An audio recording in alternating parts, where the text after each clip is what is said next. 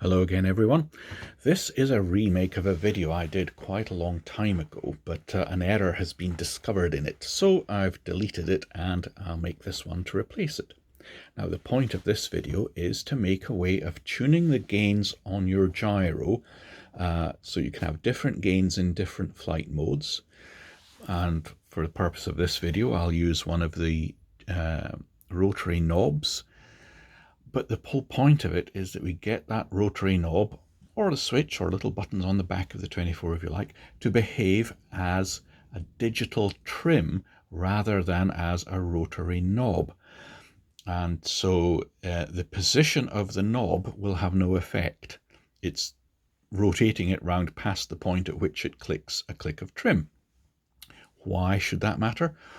Well, if you were to assign that knob as just a rotary knob to dial up the gain you want, and then you change flight mode and you change the gain, because you're trying to tune up the gain in the gyro that you want, you've now lost whatever position it was in that previous flight mode. Whereas if you can get it to behave like a digital trim, then the position of the knob doesn't matter. It will retain the memory of where the trim had got to. So let's have a look at what we're going to do. If we pop into the menu, model, and basic properties, I've selected use gyro 1, yes. We're going to make use of the gyro sense functions. Okay. Then we come down to function assignment. Because we've selected use gyro 1, it puts up gyro sense.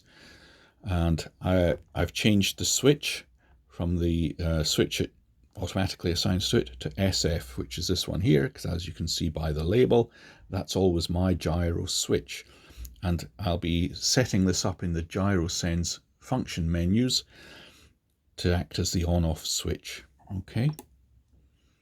We come out of here, fine tuning. Let's have a quick look. I've created 3 flight modes, which will run off this 3-position switch here. So we've got default or cruise mode, a takeoff mode, and a landing mode.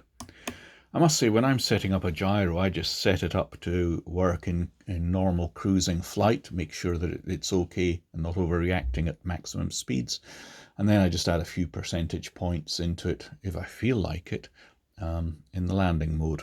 But hey, you might want it in all 3 modes or different modes. So I'll show you how to do it with all 3. Okay. Next, we need a digital trim to be set up. So we go in here and come down, and I'm going to use the P8 knob as the digital trimmer. So I go in there and I choose P8 as the digital trimmer. Say OK. The function is going to be trim control. Yeah. And then also, very importantly, I want to change it to flight mode separate. You can also run along here and change the size of the steps, but I'll leave it as 2% for the moment, because that's how much of a travel percent your gyro is going to step each time.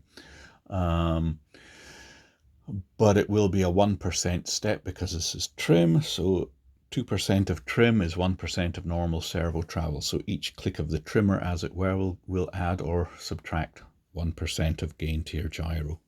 Okay. And now we can come to the gyro settings. This menu only appears because we chose that use gyro 1 in the basic setup menu. It won't appear if you don't select that. So we go in here. Okay. What it's telling us at the moment is that position 3 of the switch, if I move it, it'll go to position 1. Remember, this is the switch we selected in the function assignment.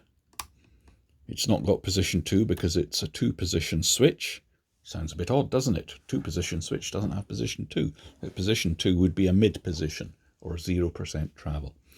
Okay, so it's going between those. That's my gyro off position. So what I'm going to do is change that to 0%.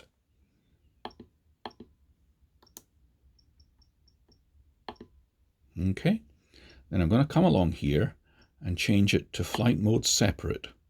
And the reason I've done it this way around is that if I changed it to flight mode separate first, then it would only have the 0% in for the flight mode we're in at the moment, and I'd have to go through all 3 flight modes changing that to 0%. Whereas now, if I go through my different flight modes, you can see it's 0% in all of them.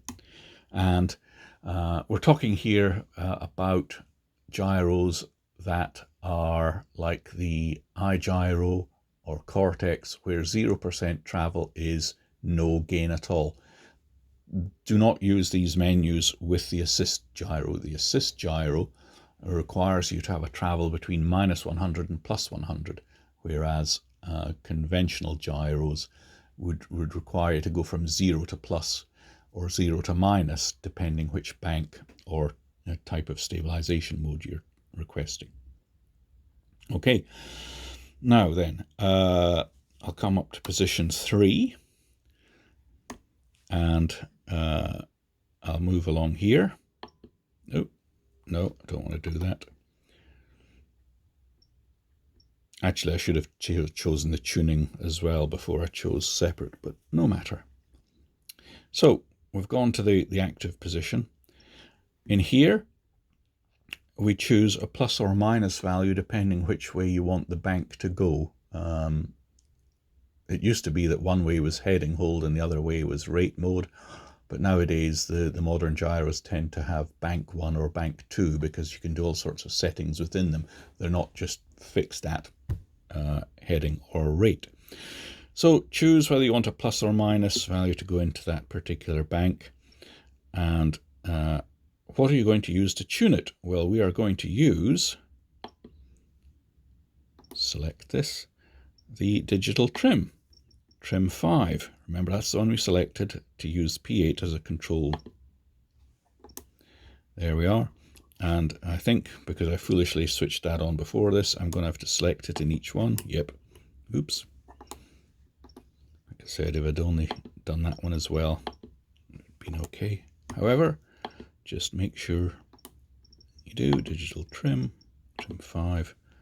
There we go. So through all 3 flight modes, trim 5 is in, and if I switch the gyro off, it goes to the 0%, and that's true through all 3 flight modes.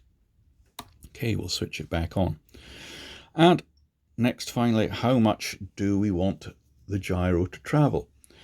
Well, if 50% is the midpoint of the range it's allowing us, then we want it to be able to do plus or minus 50%. So if we choose 50 there, then it will allow us to tune up and down 50% away from that. In other words, we'll get the range of 0 to plus 100%.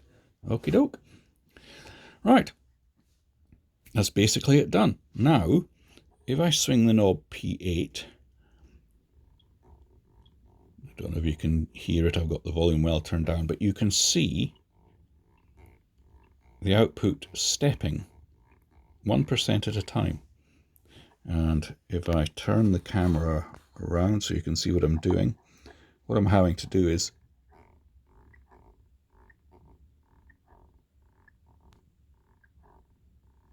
each time it passes that little step, it bleeps and increments the gain. And we can keep going all the way up to 100. And if I go down, we could get it beyond 50 all the way down to 0. Now, the important point to note is if I stop there and change flight mode, so we're in default mode, note the number it's actually got to is 77. It's gone back to 50. And I can turn that down. Nope. I need to change that one as well. In all 3 flight modes.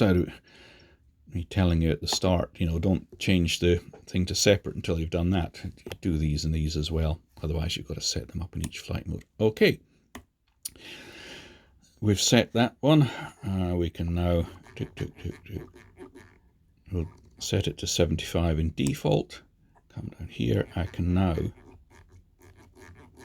step the takeoff mode down like that. And if I change to landing mode, note the value 26, it's gone back to 50 because we haven't set anything. I can take that up to, say, 60. Great. And we'll have a look at in a moment at the servo output value to show that it is actually stepping the whole way. Just one thing to be aware of, if you switch it back to there, to the off position, it's still going to step if you move the rotary control, because the trimmer is still working, and even though there's no tuning in here, whichever mode you're on, it's going to change it. So if we have a look, 60, I'll switch it off, switch it back on, 64, because I've been stepping the trim. So just be aware, for some reason it still likes to work, the trim, even if you switch the gyro off. Okay, now let's have a look at the output values. This is our gain channel, and let's go to default mode. There we go. I can keep winding, back and forward past that trigger point every time till we get to, there we go, and I can wind it back, and I could get it all the way down to 0 if I want. If I move it to different flight mode, there we go, we're down at 26, get it down to 20 there, move to a different flight mode, 64, we'll take it to 65. So if I move the thing back now to the next flight mode, it should go back to 20 and back to 90. I'll take that down to 85. Change the flight mode, it should still be at 20 and 65. So we're able to tune each one independently, and the knob is acting like a digital trim for it. Let's switch the gyro off. It should go to 0%, and it stays there in every flight mode. But here we are, leave it in landing mode, 65%, switch the gyro off, the knob and the trimming is still working. That should have gone up to 68. There we are, because I did it 3 times. So that's how you can get it all working as if it was a digital trim effect. And just beware that if you have switched the gyro to 0 for some reason, that the trimmer will still be working. What you'd probably want to do before you go flying is bring all of them down to 0. Yeah. Takes a little while. You got to rotate the knob back and forward to the down click bit, because of course you don't want to switch the gyro on in flight and have some big gain running, or maybe not 0. You might want to start it at 10% and work from there, but this will, just case in point, show that we can get it all the way down to 0 and it won't go below that. There, so it is limited from 0 to 100. So in all 3 flight modes, I would set those to 0 or something like 10%, because you can probably get away with 10%, switch the gyro on. If that was too much, I'd be surprised. And then, so you'd have your gyro switched off, get yourself flying, switch the gyro on, and start winding up the gain till you get what you want. Change flight modes, do it again, do it again. Okie doke, have fun with that, folks.